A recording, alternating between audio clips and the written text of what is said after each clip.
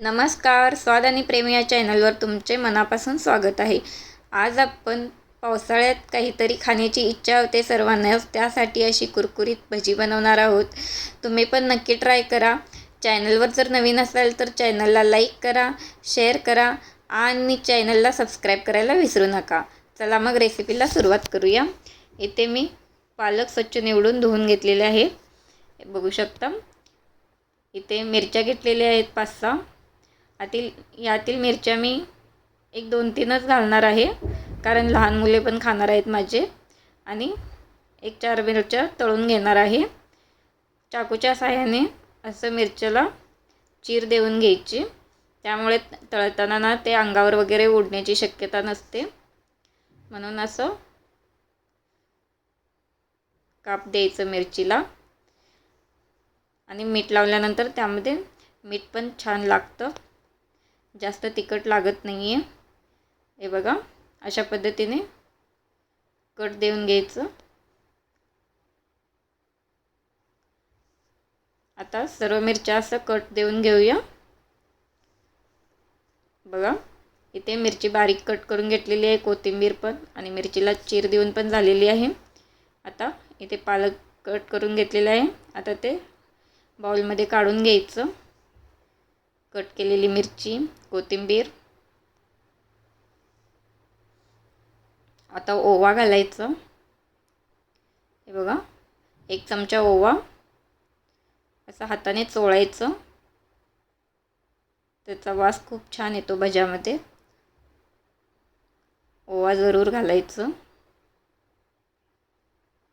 आता चिमूटभर खाण्याचा सोडा घालायचा, यामुळे भजी खूप खुसखुशीत होतात, त्यामुळे सोडा जरूर घालायचं. आता त्यामध्ये मीठ घालायचं. 1 चमचा मीठ घालूया. हे बघा, मीठ घातलं की पालकाला लगेच पाणी सुटतं. मीठ घालून असं सर्व मिक्स करायचं. बघू शकता, ओलसर दिसत आहे. आता थोडं थोडं करून बेसन ॲड करून घ्यायचं. एकदम बेसन नाही घालायचं, थोडं बेसन घालायचं, मिक्स करायचं. हे बघा, पूर्ण असं तळापासून मिक्स करत राहायचं. आपल्याला जसं लागेल तसं बेसन ॲड करत राहायचं, जेवढं लागेल तेवढं.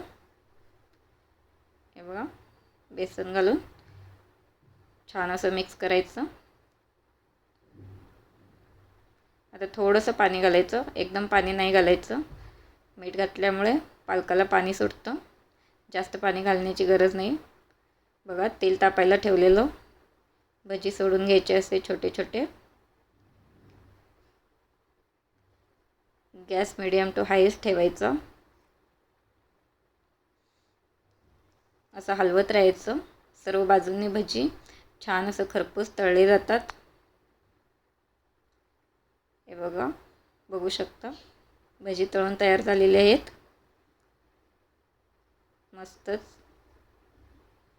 खूप छान होतात पालक भजी. कोणाकोणाला पालक भजी आवडतात त्यांनी कमेंट करून सांगा.